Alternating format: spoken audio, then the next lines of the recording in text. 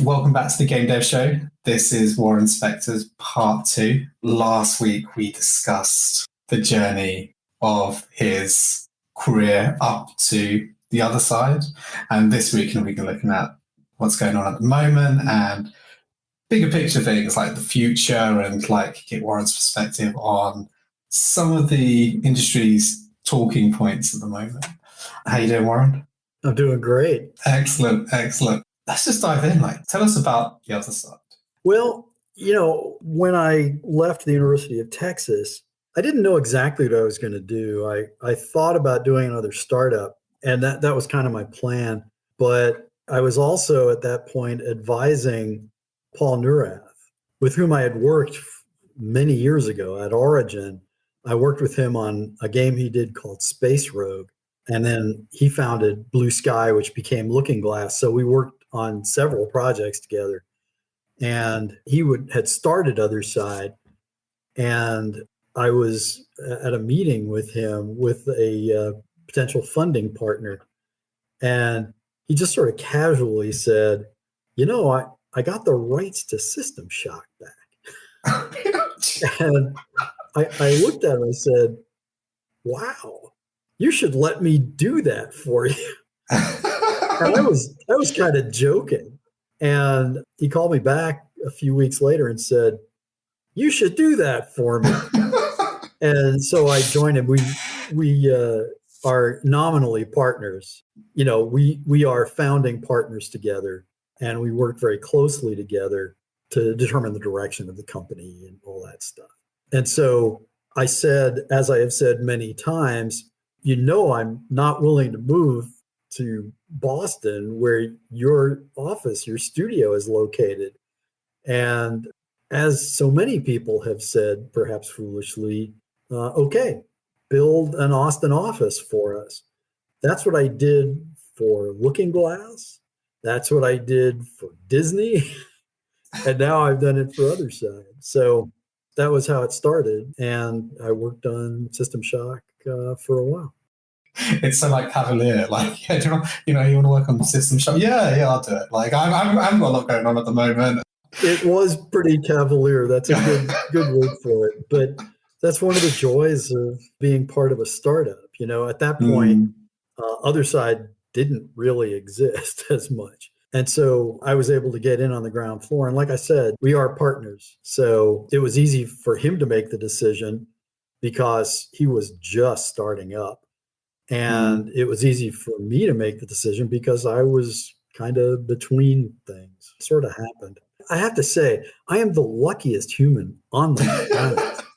Things they just come to me. It's very weird. People always ask me, how do I have a career like yours? And I tell them, don't try, because I've just been lucky.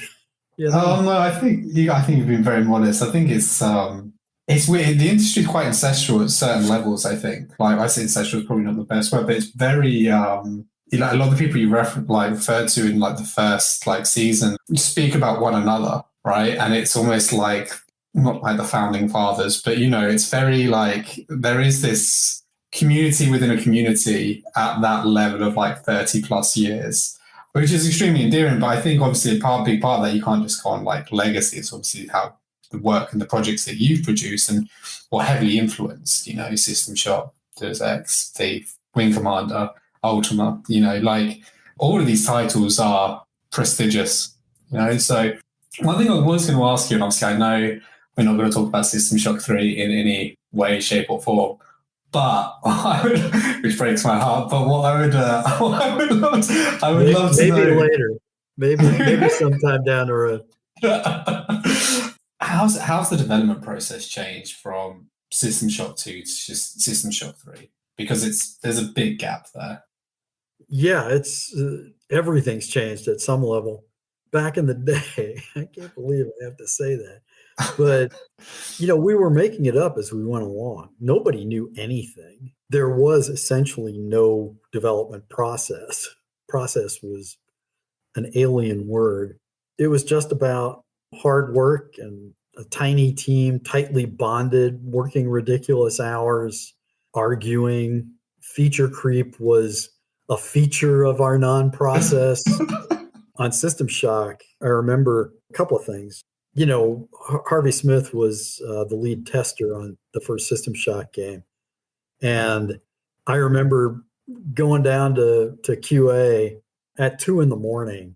and just talking about design. I mean, and I got such a good sense of his design sensibilities that I had to bring him into my group. I had a producer group at EA at that point. And because I got to know him in those late night sessions, I had to steal him out of QA. There was that kind of bond, that is kind of hard to have these days. And, we would go to GDC, the Game Developers Conference, and yeah, the conference was interesting. But what was really important and cool was going to someone's hotel room and arguing about, design of games. I mean, our employers and publishers would have been aghast at the things we talked about. There were no secrets. So we were all trading stories and trading, here the air quotes, process ideas. And so, like I said, we were just making it up. We had very small teams. Scheduling was ridiculous. It was a nightmare. We had to create game engines for every game. I mean, Richard Garriott literally threw all of his tech away between games. Every numbered Ultima started with an empty hard drive. You couldn't do that today, Graphics, we did the best we could. When I started at Origin, we had one color. It was green. I mean, there you go. Now, most people strive for hyper realism, Mm-hmm. We were playing to an audience like ourselves. We were all geeks and nerds, that was us. And now we're so mainstream that more than one game has sold more copies in its opening weekend than any other entertainment product in history. Mm. I mean, that's incredible. But what that says is we have to meet the expectations of a much larger audience and a much more casual audience that isn't going to put up with interfaces that use every key on the keyboard. We thought that was a good idea. What were we thinking? It sounds crazy now. It does. And I mean, I remember the first time I saw, what was it? Terminator, one of the Terminator games. I remember walking into, it was probably Harvey's office, actually. And he was playing this game using a mouse. And I just remember thinking, no one's going to play a game with a mouse. What are they thinking? So expectations, I guess. I mean, there is process now. We can argue not just about design, but we can argue about, Agile and Scrum versus Waterfall. And I get into this argument all the time. I mean, I'm a believer in a couple of things. One is just figure out the game you want to make without constraint, and then scope it back as necessary when you know what's actually scopable, as opposed to other people who say, design your game from the start to hit a budget or ship date, which to my mind just means you're cutting things without real understanding, and to overstate, you're self-censoring, perhaps unnecessarily. So we have that kind of argument now, and it's not like anybody's right. Well, I'm right, but we talk about different things of necessity. Development, boy, here's a hot potato. I remember driving home from Origin at 3 a.m. and getting home and having no memory of how I got there. The drive is gone, which is terrifying. But, there was a point at Origin where someone who will remain nameless set up a set of bunk beds in our break room. And a bunch of us thought that sends the wrong message. And so Yeah. the next morning, literally the next morning, those bunk beds were in pieces in the garbage. You can't do that anymore. People just No. won't put up with it, which is good and bad. There's power in working ridiculous hours, and there's pain in working ridiculous hours. That certainly changed. Maybe the biggest change, this actually touches on everything I've already mentioned, but in my early games, a team of 10 was pretty big. And on Epic Mickey 2, look at the credits. I mean, there are literally 800 people in the credits. We had 200 internally at Junction Point. We had a bunch in Glendale at Disney Interactive. We had help from another Disney studio in Salt Lake City. We had 17, count them, 17 partners, outsourcing partners around the world. I had more producers on Epic Mickey than I had people on my team on earlier games. So, communication is a problem. Maintaining consistency is a problem. I mean, on a smaller game, a smaller team, you're all kind of, if not literally, then figuratively in the same room. And if something has to change, or somebody's done something that you don't like, or something doesn't fit, you swivel in your chair and you tell them, Yeah. or you look over their shoulder. When you have even 200 people internally, there were people working for me at Junction Point who probably didn't know they worked for me and whose name I didn't know. Certainly that got true at Origin. We got to 300 people, and I would pass people in the hall and have no idea who they were.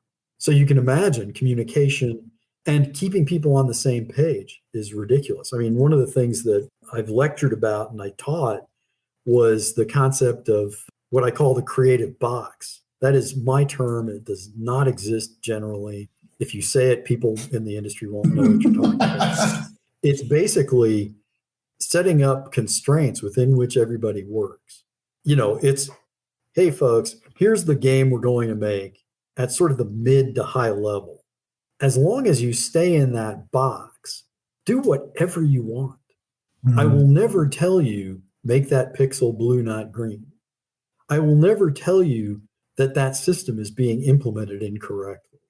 I will never even tell you that that's a system we don't know. I lied, because on Epic Mickey, a lot of the team wanted to put in a magic system, and I said no.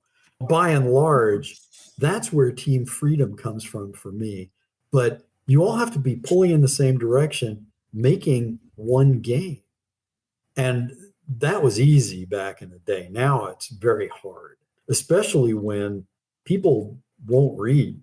I'm a dramatic over documenter. I mean, I love 300-page design documents, and literally no one will read that.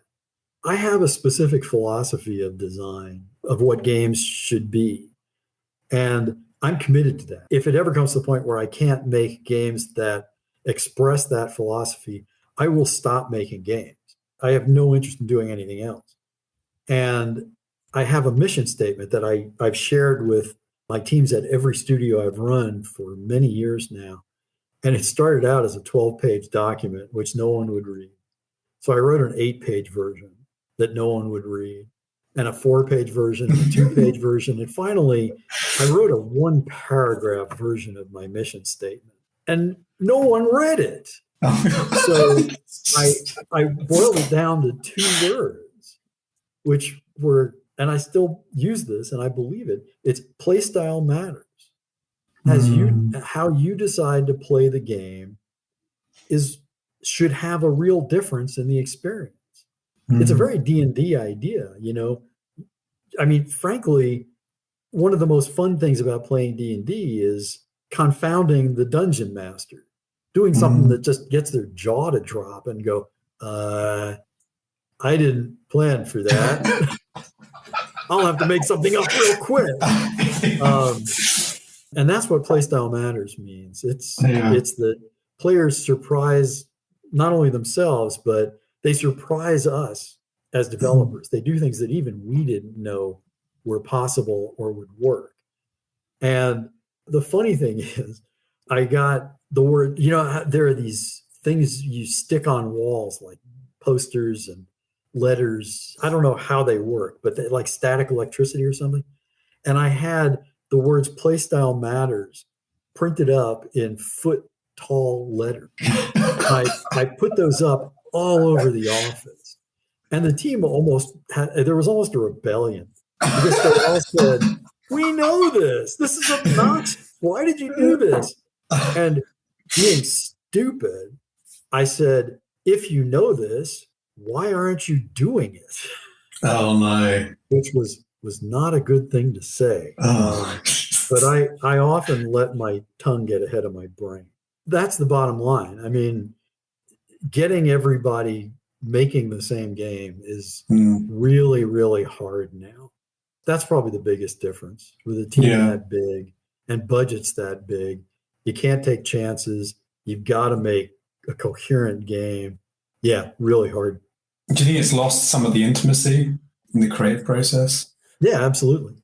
There's no way someone like me or someone like Richard Garriott or any of the folks who came up through the ranks, on smaller teams, bigger teams, more process. There's no way we can be hands-on with everything and everybody. So what I do is, there are all hands meetings where, you present the vision, you talk about the game, you talk about the pillars and commandments, you talk about the business constraints and all that stuff. But really, what I've done for many years now is work through my leads. That's why I keep coming back to Harvey and Chris and Jay and Sheldon and more recently Arturo and Chase and Jason and all those guys. It's like people, they want to say, well, Warren created this game. They pour fully formed from my bleeding brow or something, That's not the way it works. So what I try to do now is work through my leads. The leads work through their discipline leads who deal with their subdiscipline leads, who work with the environment artist team and the character creation team and the animation team and the level design team. I mean, I could go on, but there's no way you can have that intimate relationship with everybody. One of the things I love is when someone from one of those sub-discipline teams comes to my office and talks to me. Yeah. That doesn't happen enough. My door is always open, and I love talking to those folks. But either people are intimidated or are too busy or for whatever reason, they don't do it, So I talk to my leads. And they talk to their leads and who talk to their discipline teams. Do you find it challenging? Because obviously when we spoke during part one, you spoke about Steve Jackson's and working on Toon and how you were so happy that it was exactly how you wanted it to be. And like obviously your early career in video games, you had like a lot of control over how things turned out, like Deus Ex, for example. Is it more challenging now because you can almost dilute what your vision is because it has to be, you have to, portray that to your leads who then again portray it to their leads, who portray it to their teams. Do you sometimes find it dilutes it when you get the feedback? No, it doesn't dilute anything for me. I should keep my mouth shut. I get myself in trouble. I don't know how I keep getting work. I kind of make the games I want to make. And, it's like at IDOS, all that pressure to just make a shooter, those words are burned in my brain. And I hope what's burned in the brain of all the folks who are pressuring me to do that is the word no. Yeah. The whole point of the game was that players get to decide how to play. And the game shows them the consequences of that choice. And, it's like I said, that's the kind of game I'm going to make. And it just I've worked in one capacity or another on, 24, 25 games now? I've lost track. And whatever role I've played, I think the thing that I think is most important about what I do and the way I do it is I am a relentless advocate for a particular kind of game. Yeah. I am happy to curse you out if you don't want to do the kind of game I want to do, because my tongue often gets ahead of my brain. And that, I think, just never compromising on that vision of what games can and should be is, I think, the most important thing I've done over the last 38 years. And right after that is giving other people the room to work within those constraints and grow in their roles to the point where they can say, hey, Warren, you're wrong. At my last few studios, I have told my leads that if they don't tell me I'm full of shit at least once a week, I'm going to fire them. Jeez. Do they do that? Some of them really do. Some of them aren't that nice, you know. But that's the whole point, you know. You hire people better than you. You give them a goal. You tell them the constraints, and then you get out of their way. They're smarter than you. They'll make you better, you know. And then, you know, the other thing is, I always tell them this too.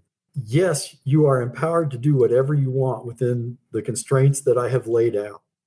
But I have one more vote than everybody on this team combined.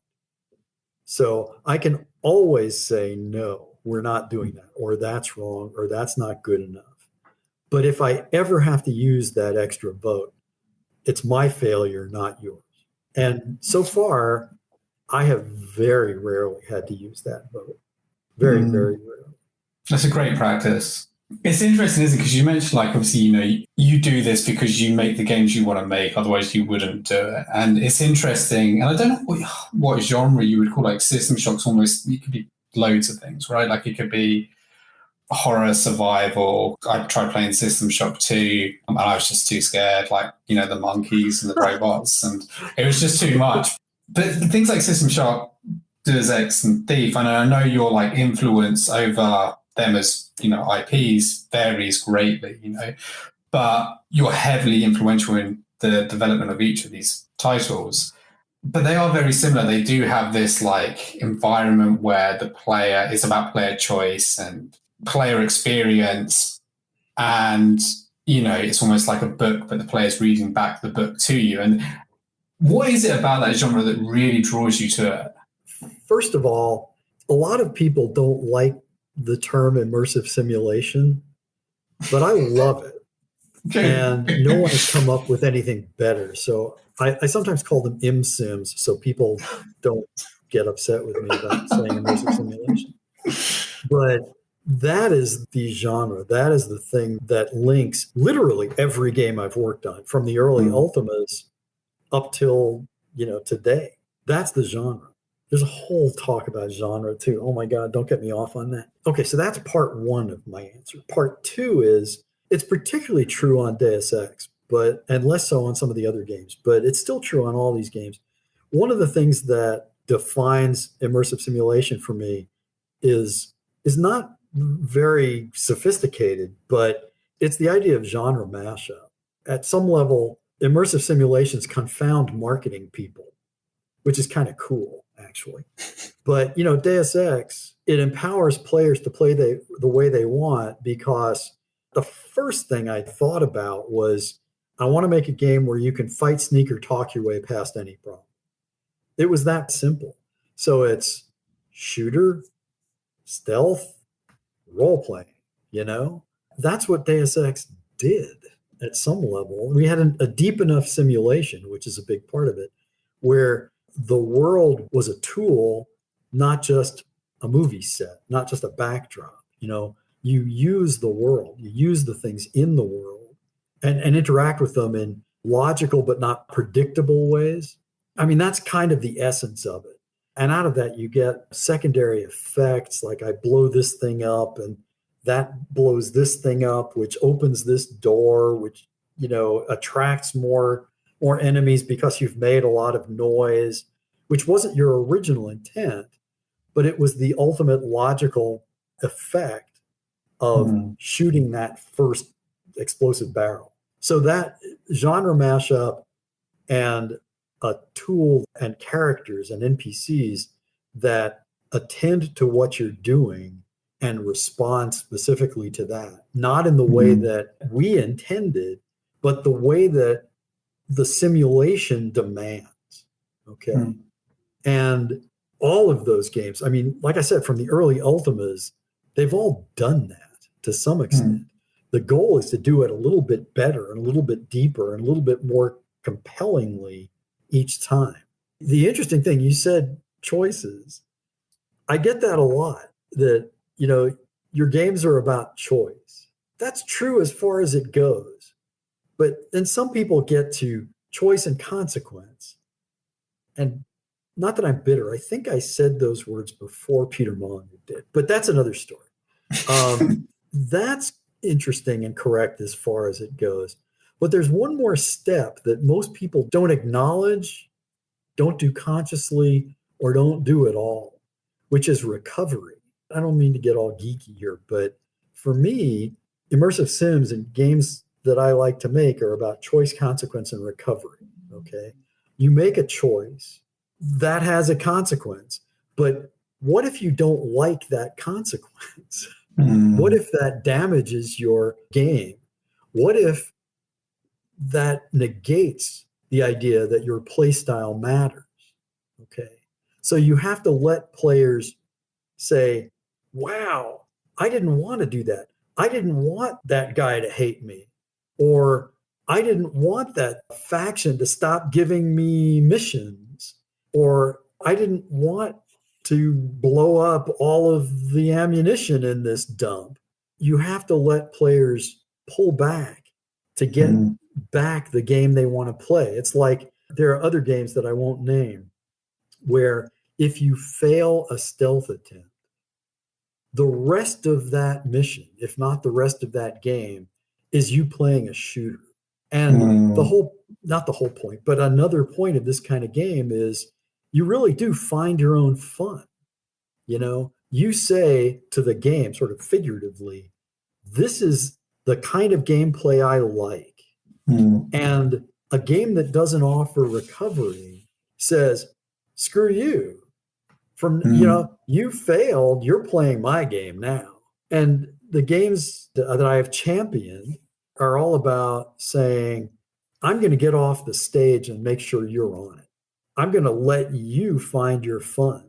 I'm going to let you show how clever and creative you are, not show off how clever and creative I am. Yeah, that's really cool. I think I said this in another context before. No other medium in the history of humankind has been able to do that.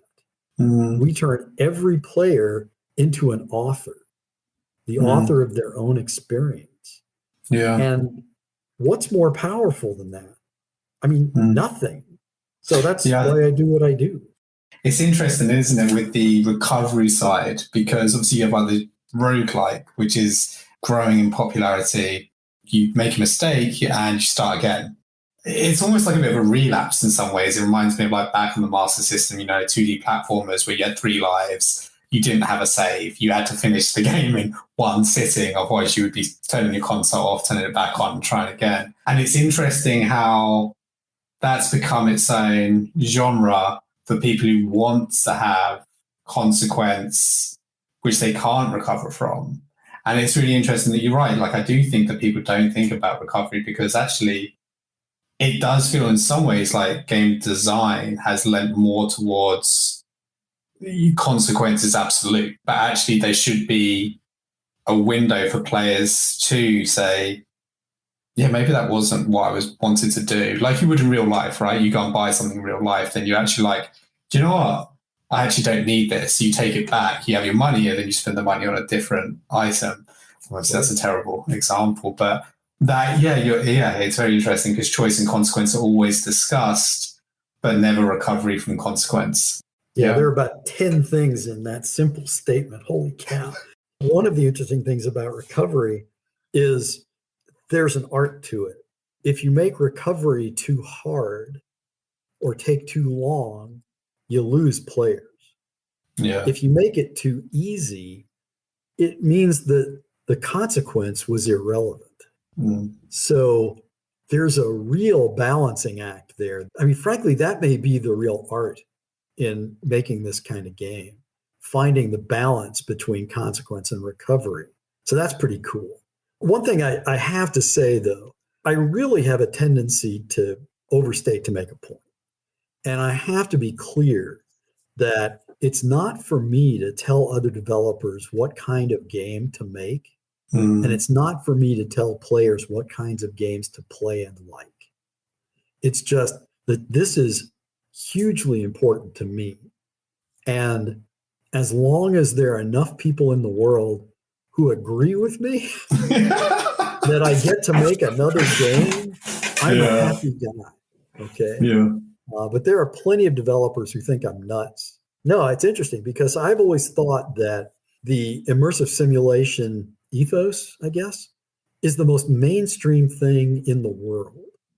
Because if I'm playing a shooter and I'm not good enough at shooting, my options are, oh, wait, stop playing. And if I'm not good enough at sneaking, my option is to stop playing.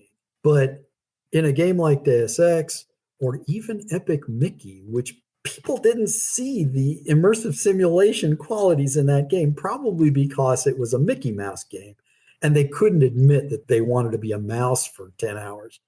Anyway, the point is, what immersive sims are telling the player is, if shooting is too hard for you, try something else.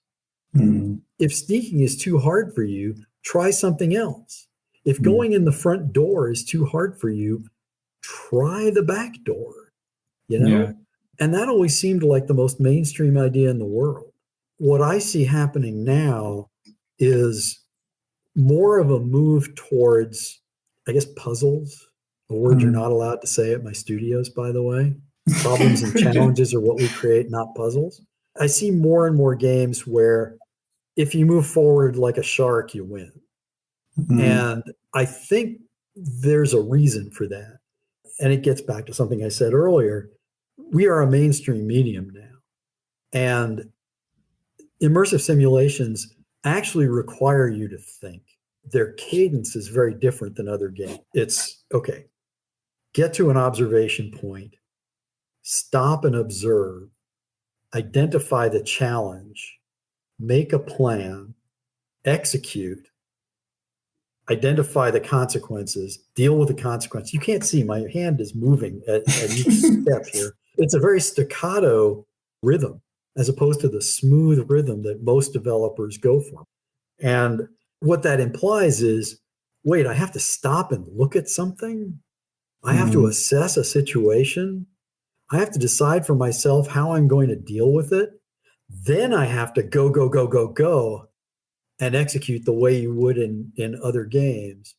And then something bad could happen. Holy cow. That's the loop over and over and over again. And that can be pretty intimidating, even for players. I remember when we were putting Deus Ex in other people's hands, in gamers' hands, they would come to the first choice point in the game. And I would see them stop. Great. That's what you're supposed to do. I would see them look around. That's what they're supposed to do. And then I would see them push the keyboard away and put the mouse down and say, figuratively, I have to make a real choice here. Wow.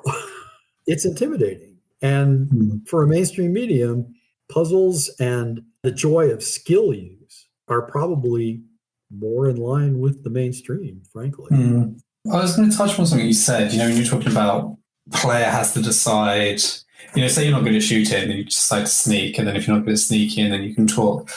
What do you think, because obviously this comes back to D&D and what we chatted about in part one, but classes, right? Like you have classes in games like, wizard, fighter, rogue. And I almost feel like from the outset, you're saying this is how I'm going to approach the entire game, because you're positioning yourself. People want to have choice. And by being able to set a class at the beginning, it's very empowering to know that the people you're playing with aren't the same class as you, so you can add something to a team, because everyone wants to feel valued within a team-based game, for example. In a single-player game, say you have to pick a class, you are almost making that decision before the game's even started, how you're going to approach the rest of the game. How do you get around that?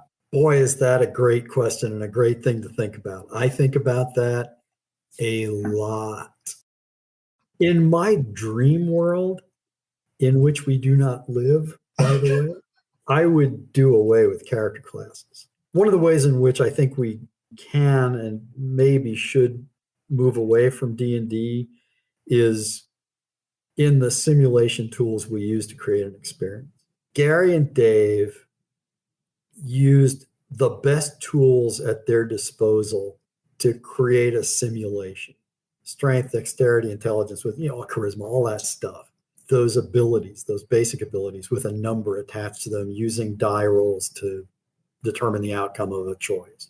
That worked really well. But again, because those are the best simulation tools they had. We have, I think, better, more, I always hate to use the word realistic, but more realistic simulation tools. And what that means is you can, here the air quotes around this, create a character through the way you are playing the game, not through arbitrary, wizards can't use armor. Yeah. That makes no sense. I mean, it's totally arbitrary.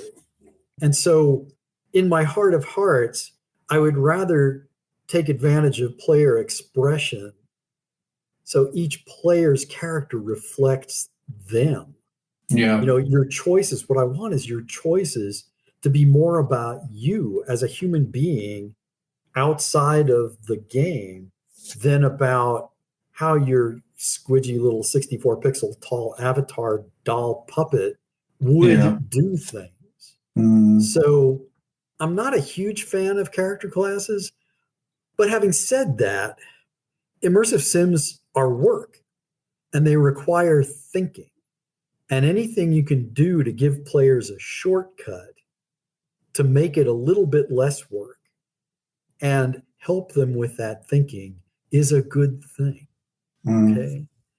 And so, Deus Ex didn't have character classes, but it had skills that you could improve and all that stuff. It even had a character with a backstory, and a brother. And that pulls you right out of the experience too. Man, there's a whole talk about this that we could have. But in the real world of games, there's real utility to character classes. And as you said, you mentioned team, and that gets at something else that's really big. In the world of multiplayer games, differentiation of characters is critical. You need to put together a team that is made up of people with complementary skills. Frankly, multiplayer games are more like sports than they are like games. Yeah. You need a pitcher and a catcher and an outfielder and a first baseman. You need a tank and a healer and, whatever. You know this as well as I do. So character classes have real utility in a multiplayer game. And we are in a world where, it pains me to say this, but it's almost like the single player mode in most games is an afterthought. It's there because, you kind of have to have it, not because that's the focus of the game. And so character classes are, even in my mind, a much more important thing than they used to be. It's also, do not assume you know anything about whatever work I'm doing at this point, but there's a really interesting thing to think about in the idea of immersive simulation in a multiplayer world. That's a real interesting thought exercise. Yeah, I can't wait to hear more about that at some point in the future. Like I said, I don't assume you know anything about what I'm actually doing. I often think about stuff that I don't do. Character class is always a thing that I love it. I love having different choice and reading up about different classes. But I sometimes think that game design is based on how the character interacts with the environment, or the class interacts with the environment. And maybe the next step is actually how the player interacts with the character they're playing. Because if your character starts doing things and acting in a way that you're not in control of, or is a byproduct of some of the decisions you've made, then you've literally taken, like, I feel like character interaction with an environment is step 3, but actually if you go back to step 2, it's how your character acts without that environment, and then step 1 is how the player interacts with that character. Also, a really interesting point, by the way. I get into arguments, not only with other people, with myself, about whether it's a good idea to give characters backstory and personality and names and all that stuff, or if it's better to just let the player define their own character. In System Shock, you're the hacker. In Ultimate Games, you're the avatar. You don't have a name. You don't have a personality or a backstory because it's about the player outside of the game. And I hate it in games when the character becomes more important than the player. If a character is a dashing Robin Hood guy who laughs at danger and gets in a firefight and starts laughing and, saying, "Isn't this fun?" And the player's going, "What are you talking about? I am sweating and I've got adrenaline coursing through my veins." Yeah. That is, talk about cognitive dissonance, which is why in Deus Ex, though J.C. Denton had a backstory and a name, poor Jay Frankie, the guy who did his voice, I made that guy talk in a monotone like this, so it would never be a point where the character was happy but the player wasn't. It's horrible. It's terrible acting, but it was necessary to get around that cognitive dissonance. Now, having said that, there are lots of games now. Almost every game gives characters a name and a personality and a backstory and all of that. And I am really torn about that. I don't know what the right answer is. So don't assume you know anything about what I'm doing now. No, I think it's challenging. Like, I think probably the best game I've ever played is a game called Planescape Torment, a really old Black Isle game before they became Obsidian, I believe. And the reason I thought it was so good was, as a player, you were trying to find out what had happened to your character. So they had a backstory, but it was about discovering what that backstory was by interacting with the environment and advancing the narrative. I don't think enough games focus on that as a design ethos. Like you said, I think it's I don't think it's a lot easier, but I think it's more standard practice to have your heroine who's got a predetermined backstory, or just let the player mold the character how they want to play. There's not this. I always feel like there's a middle ground which we should be exploring. But yeah, I've talked about this phrase. But I will actually ask you about something about Deus Ex. I saw recently that you said that Deus Ex couldn't be made now as it is too real. It's too real for present times.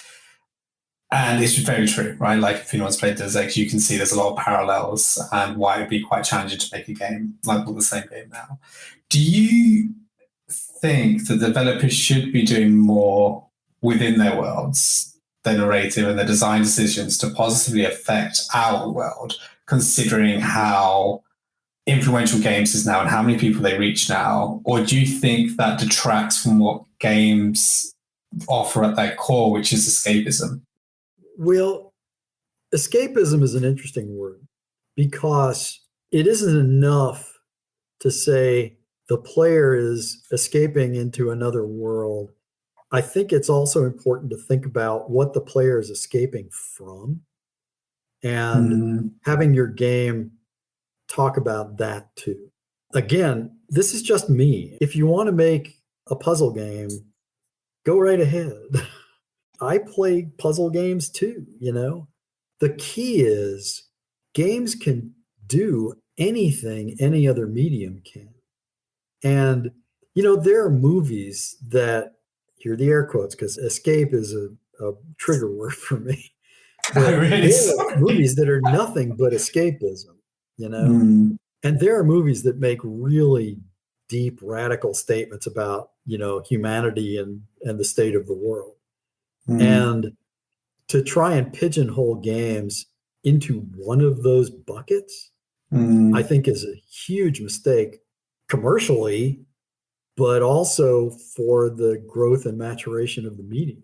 I used to be embarrassed to say the word art. I am no longer embarrassed to say that. We are an art form. Screw you if you don't think we are. And art shouldn't be constrained by commercial considerations or fear of, whatever, cancellation, to use the buzzword of the day. And I would never say that a game like Deus Ex couldn't be made now. I would say, and mean it, I would not make Deus Ex now. I would make a game that expresses the same gameplay philosophy, but I would not make a game where every conspiracy theory is true because there are too many wackos in the world who believe that. And I don't mind saying the word wacko. Yeah. And there are people who believe that a pandemic like the Gray Death in Deus Ex is, the product of secret rulers of the world who are withholding the cure. Yeah. And I thought it was important to get people at least thinking about. I do have opinions about all of this stuff and about the state of the world at the end of Deus Ex and about who's right and wrong when you talk to the terrorists versus Yanatko. But no one in the world will ever know what I think is right and wrong about those, because what's important is the player deciding for themselves. But this is probably revealing something about what I think, but I probably wouldn't make a game about, maybe the terrorists are right or where the Statue of Liberty has been destroyed, or the Twin Towers aren't in the skyline anymore. So I wouldn't make that game anymore, but that's more a reflection of my own beliefs about the world than it is about the game itself. Yeah. Do you think it should be something that comes into conversation more when developers look at, design docs and things like this? It's like, well, actually, we have a responsibility. I don't know. I just think, is it something that we should be? I look at music, for example, and like film and documentaries, and often now, not just now, but they have done for a long time, there's content created now solely to raise the discussion, I guess, and the questions about, and to inform people about actually what's going on in the world. And at what point should games start doing the same thing? I think games are doing the same thing, just not all games. I doubt the people who made, I haven't seen it, so I'm not judging quality, but I doubt the people who made Jungle Cruise were thinking a whole lot about the state of the world. Yeah. And that's perfectly fine. But I don't know if you have this in the UK, but there's a television show called Brooklyn Nine-Nine, which I love. Yeah. And they're in their 8th season now, and they're talking about, the role of the police in New York City and what should be done to ensure that, the police are acting appropriately. So it's fine, even in a comedy. I mean, it's fine to be thinking about that stuff, but it's not necessary. What bugs me a little bit, and again, I'm not going to name names of games or companies, but there are some games out there where the design is brilliant. I mean, brilliant, beyond what I could ever imagine. But the content is reprehensible in my mind.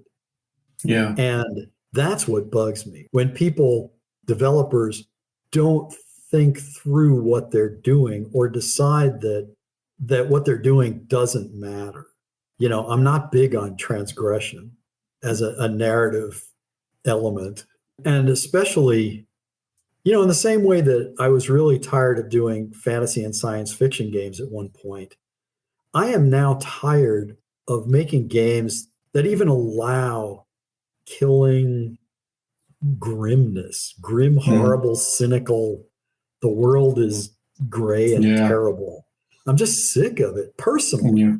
And so that was one of the reasons why Epic Mickey was such a nice change of pace. I mean, that was important for me to do. And now I'm in a place where don't assume you know anything about what I am doing.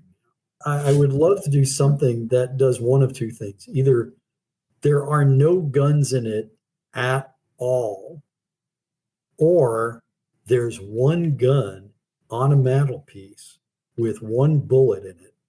And when you pull that trigger, it is the biggest, most consequential thing you ever do in the game, as it would be in the real world. that's kind of where I am. But again, it's Mm. not for me to tell other people what to make or play. I got a thing I've been calling the one block role playing game since I was, knee high to a grasshopper.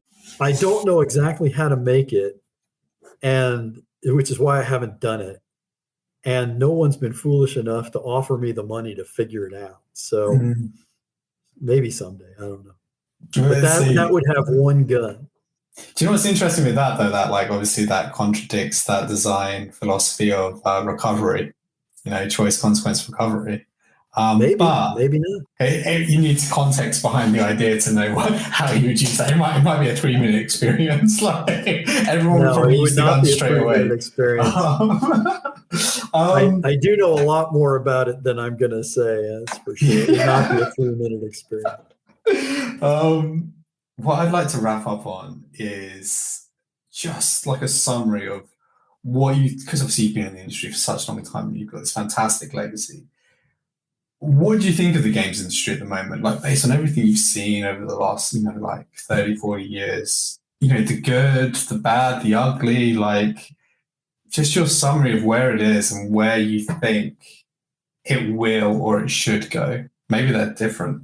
Well, at some level, I think prediction is a fool's game, but I've never been accused of being anything but a fool. So where we are, it's interesting. In a way, I don't want to overstate this, but in a way, we are in a genuine golden age. I kind of alluded to this earlier. There's no kind of game that is outside our possibility space, There is room now, and there are people making huge AAA $300 million blockbusters that are the biggest entertainment products in history. There are people doing that. And there are two people in a garage. Mojang. I mean, there are tiny little companies or individuals making their own games. There are people coming out of school who may not have the impact of a Minecraft, but they can still make their game. And that didn't used to be true. You used to need, even if it was a small team, you needed a team. You needed someone to put the game in a box and get it on store shelves. You needed a business model to make money. And all of that is in flux right now. And there's no right or wrong answer, okay? When people ask me what's happening in games today, my answer is everything is happening in games today. So where we are is pretty interesting. I will express a little bit of frustration that if you're not in the AAA space or in the real indie space, it's hard to make a single player narrative game these days. But other than that, which is a personal beef, we're in a really good place right now. Where we're going to be in the future is tough. It's tough to say. I will probably piss people off, but I think VR is a fad and no one should be spending a dime on it. VR comes along every 10 years to save whatever medium needs saving. Jeremy Lemieux in the 70s, there were 3D movies in the 80s. There were 3D movies in the 50s, for crying out loud. There's VR. Nintendo did a VR thing in, what was it, the 80s, I guess. The Virtual Boy, was it Virtual Boy? VR comes along every 10 years, AR is more interesting, but that's another talk too. It seems clear that multiplayer is here to stay. That doesn't help introverts and antisocial people much, and I hope we don't leave them behind. But clearly, multiplayer is here to stay, and I'm not sure we've found the perfect model of multiplayer yet. We certainly haven't pushed multiplayer everywhere it can go, but I think that's obviously a part of our future, though I hope not the only future. I think AI is going to get much better, though I'm a little scared that we'll get to the point, and I think it's really possible, where in the same way that there are deep fakes now, you won't be able to tell that an NPC is an NPC, or they'll become so responsive that they cease to be iconic. Read Scott McCloud's Understanding Comics, and he talks about the difference between realism and iconicism. I don't know what the word is. And personally, again, just personally, I am far more interested in stylization and iconic presentation than I am hyperrealism. I think hyperrealism is kind of boring, but that's just me. But I think AI is going to get much better. And here's a longer answer than you wanted, I'm sure. But I used to sit around. There was one time, actually, with Doug Church, the secret master of gaming. And we were sitting in a restaurant talking about AI and immersion and simulation and how sad and sorry the state of those things was at the time. And I don't remember who said it first, but we got talking about what we call, again, I don't remember who said it, but the glass of milk problem. And what that was there's a glass of milk in the middle of a table in a restaurant, and you can knock it over, okay? We have trouble even doing that as a note. But let's assume we get to the point where our simulations are deep enough that you can knock over a glass of milk and have it actually spread, the milk spread, believably, and drop off the edge of the table into someone's lap, okay? How does that NPC react? Now, even today, let alone when we were talking about it, even if you could simulate the glass of milk getting knocked over, the NPC would either have no reaction or have a pre-planned reaction, maybe. But in the real world, if that person is a grandfather who's sitting there at the table with a 5-year-old grandkid, the response is going to be one thing. If it's a guy you're breaking up with and he knocks the glass over, the person who has a wet lap is going to react differently. And, and on. You extend that scenario out to its logical, not illogical, but its logical extremes. We can't do any of that.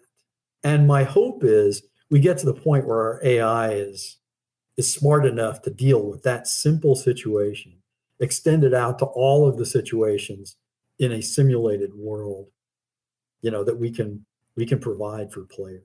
Yeah. So I hope that's a part of our future. We'll see. I don't know. Yeah. No, I'm not going to say. Okay, I am going to say it. I hope we put less emphasis on data collection and market research and all that kind of stuff. It's not going to happen. That stuff is with us to stay and is going to become more important every day. But there's a truism, and this is received wisdom, so it might be wrong. And if it is, I will withdraw the statement I'm about to make. Okay? But there is a truism in the game business that 80% of games fail in the marketplace.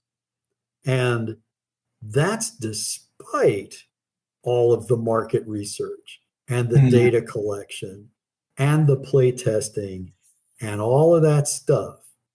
People think prediction of success or increase in the probability of success is predictable.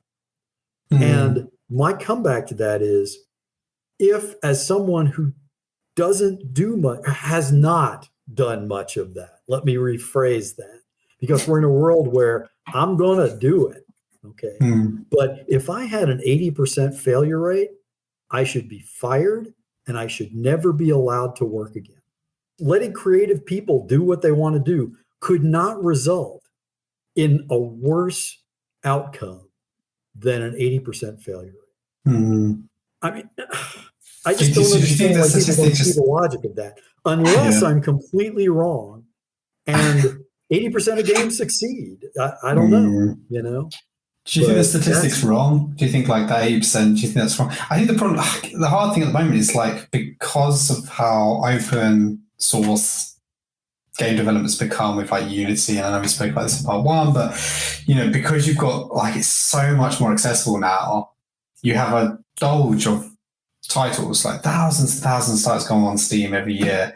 And I think even if you've got an incredible title, if you don't have a bit of luck to get that exposure, just that screen time to be seen, even your advertisement to be seen on Steam, if you're a small indie, you could have like a really, really innovative title or a fantastic narrative arc, but you may never be seen. I sometimes think the success of a title isn't down to the title, but it's actually down to a bit of luck and a bit of exposure.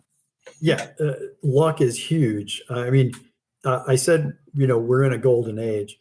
The real downside of that is discoverability is a huge Yeah. problem. And I do not have the answer to that. But to the value of marketing, I totally agree. I mean, there's no question that getting your game in front of potential players is critical. But that has nothing to do with marketing determining the content or gameplay of your product. Okay. And that's where my stomach gets in a knot. I've had experiences where marketing people, and I mean, I've worked with some really good ones, I mean, really genuinely good ones. But sometimes, you get feedback that either kills a game that would be cool and the world wants, or specific details are dictated by market research. And that's where things get dicey for me. Discoverability, getting your game out in front of the public, huge. Yeah. Determining content and gameplay, that's where I get nervous. So I hope that either gets better or we become more trusting of the people actually making the games. Yeah, that's a great way to bookend this episode. It's been fantastic. Oh, it's been brilliant, haven't you? Between this part 2 and part 1, we've explored your journey in the industry. Like, obviously we talked about some like design philosophies, like some of the challenges the industry is facing, obviously how that impacts like you and like the way you look at game design. And obviously it's great to like bookend that with how you would summarize the game industry and where it's may go. Thank you very much. Oh, this was a ton of fun. Thanks for having me. Pleasure. All of the views and opinions today expressed are those of Warren's and mine and do not reflect our employers in any shape, way, or form. Boy, is that true. Holy cow. And if you want to reach out to us, you can at thegamedevshow@ptw.com. Absolute pleasure. Thanks, Warren. Thank you so much for joining us. No problem. I'd do it again if you'll have me.